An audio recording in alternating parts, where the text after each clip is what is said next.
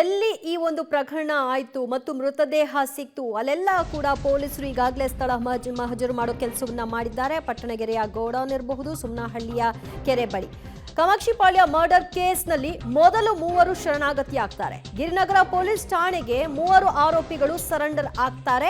ಈ ರೀತಿ ಆಗಿದೆ ಅಂತ 3 ಆರೋಪಿಗಳ ವಿಚಾರಣೆ ನಡೆಸಿದಾಗ ಇನ್ನುಳಿದ 7 ಮಂದಿಯ ಹೆಸರನ್ನ ಬಾಯ್ಬಿಡ್ತಾರೆ. 7 ಮಂದಿಯನ್ನ ವಿಚಾರಣೆ ನಡೆಸಿದಾಗ ದರ್ಶನ್ ಸುಪಾರಿ ನೀಡಿದ್ರು ಅನ್ನೋ ವಿಷಯ ಹೊರಗೆ ಬರುತ್ತೆ. ಮರ್ಡರ್ ನಡೆದ ಸ್ಥಳದ ಸಿಸಿಟಿವಿ ದೃಶ್ಯಗಳನ್ನು ಕೂಡ ಈಗಾಗಲೇ ವಶಕ್ಕೆ ಪಡೆದಿದ್ದಾರೆ. ಸಿಸಿಟಿವಿ ಸಾಕ್ಷಿ ಆಧರಿಸಿ ದರ್ಶನ್ ಅಂಡ್ ಗ್ಯಾಂಗ್ ಅರೆಸ್ಟ್ ಆಗಿರೋದು. ನಟ ದರ್ಶನ್ ಹೆಸರನ್ನ ಬಾಯ್ಬಿಟ್ಟಂತಹ ಬಾಡಿಗಾರ್ಡ್ಗಳು ಇವರು ದರ್ಶನ್ ಅವರ ಬೌನ್ಸರ್ಸ್.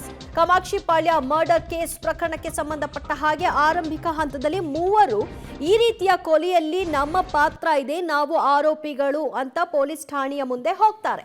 ಗಿರಿನಗರ ಪೊಲೀಸರು ವಿಚಾರಣೆ ನಡೆಸಿದಾಗ ಪ್ರಕರಣದ ಇನ್ನುಳಿದ ಆರೋಪಿಗಳು ಕೂಡ ಹೊರಕ್ಕೆ ಬರ್ತಾರೆ. ಅವರನ್ನು ಅರೆಸ್ಟ್ ಮಾಡಲಾಗುತ್ತೆ. ಮತ್ತಷ್ಟು ಮಾಹಿತಿ ಕೊಡ್ತಾರೆ ನಮ್ಮ ಪ್ರತಿನಿಧಿ ಮುರಳೀಧರ್.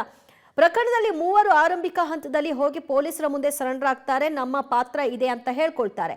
ಅವ್ರಿಗೆ ಗೊತ್ತಿತ್ತ ಅಂದ್ರೆ ಮುಂದೆ ಹೋಗ್ತಾ ಹೋಗ್ತಾ ಇದು ದರ್ಶನ್ ವರೆಗೂ ಕೂಡ ಹೋಗುತ್ತೆ ಅಂತ, ಅಥವಾ ನಾವು ಮುಂದೆ ಸರೆಂಡರ್ ಆಗ್ಬಿಟ್ರೆ ಇಲ್ಲಿಗೆ ನಿಂತು ಹೋಗುತ್ತೆ ಅಂತ ಭಾವಿಸಿ ಅವರೇನಾದ್ರೂ ಶರಣಾಗಿದ್ರ? ಖಂಡಿತ ದಿವ್ಯಾ, ಯಾಕೆಂದ್ರೆ ಈ ರೀತಿಯ ಅನುಮಾನಗಳು ಪೊಲೀಸರು ಕೂಡ ಇತ್ತು. ಯಾಕೆಂದ್ರೆ ಪೊಲೀಸರು ಈ ರೀತಿಯ ಸಾಕಷ್ಟು ಪ್ರಕರಣಗಳನ್ನ ನೋಡಿರ್ತಾರೆ. ಯಾಕೆಂದ್ರೆ ಒಂದಷ್ಟು ಆರೋಪಿಗಳೇನಿರ್ತಾರೆ, ಆರೋಪಿಗಳು ಸರೆಂಡರ್ ಆಗುವಂಥದ್ದು, ಸರೆಂಡರ್ ಆದ ಬಳಿಕ ಪ್ರಮುಖ ಆರೋಪಿಗಳೇನಿರ್ತಾರೆ ಅವರನ್ನ ಬಚಾವ್ ಮಾಡೋ ಒಂದು ಪ್ರಯತ್ನಗಳನ್ನ ಮಾಡ್ತಾರೆ.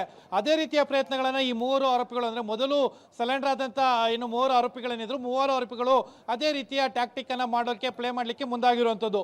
ಆ 3 ಸರೆಂಡರ್ ಆಗ್ತಾರೆ. ಸರೆಂಡರ್ ಆದ ಬಳಿಕ ಪೊಲೀಸರಿಗೆ ಅನುಮಾನಗಳು ಇದ್ದೇ ಇರ್ತವೆ, ಅವರನ್ನ ಹೆಚ್ಚಿನ ವಿಚಾರಣೆ ಮಾಡ್ತಾರೆ. ಜೊತೆಗೆ ಪೊಲೀಸ್ ಭಾಷೆಯಲ್ಲಿ ಒಂದಷ್ಟು ಮಾಹಿತಿಯನ್ನು ಕಲೆ ಹಾಕ್ಲಿಕ್ಕೆ ಪ್ರಾರಂಭ ಮಾಡಿದ ಬಳಿಕ ಆ 3 ಜನ 7 ಜನರ ಹೆಸರನ್ನ ಉಲ್ಲೇಖವನ್ನ ಮಾಡ್ತಾರೆ. ಅಂದ್ರೆ ಟೋಟಲ್ ಇನ್ನು 10 ಜನ, ನಾವೆಲ್ಲರೂ ಕೂಡ 10 ಜನ ಒಟ್ಟಿಗೆ ಇದ್ದವರು ನಾವು ಹತ್ಯೆಯನ್ನ ಮಾಡಿರುವಂತದ್ದು ಅನ್ನೋದ್ರ ಬಗ್ಗೆ ಒಂದು ಹೇಳಿಕೆಯನ್ನ ಕೊಡ್ತಾರೆ. ಅದ್ರ ಜೊತೆಗೆ ಇನ್ನೊಂದು ಪ್ರಮುಖವಾದ ಪಾತ್ರ ವಹಿಸುವಂತದ್ದು ನಂದೀಶ್ ಅವರ ಹೇಳಿಕೆ. ಅಂದ್ರೆ ಈ ಪ್ರಕರಣದಲ್ಲಿ ಆರೋಪಿಯಾಗಿರುವಂತಹ ನಂದೀಶ್ ಏನಿದ್ದಾನೆ ಆತ ಒಂದು ಹೇಳಿಕೆಯನ್ನ ಕೊಡ್ತಾನೆ.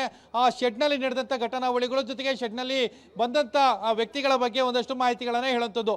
ಶೆಡ್ಗೆ ದರ್ಶನ್ ಇರ್ಬೋದು ಮತ್ತು ಪವಿತ್ರ ಗೌಡ ಇಬ್ರು ಕೂಡ ಬಂದಿದ್ರು.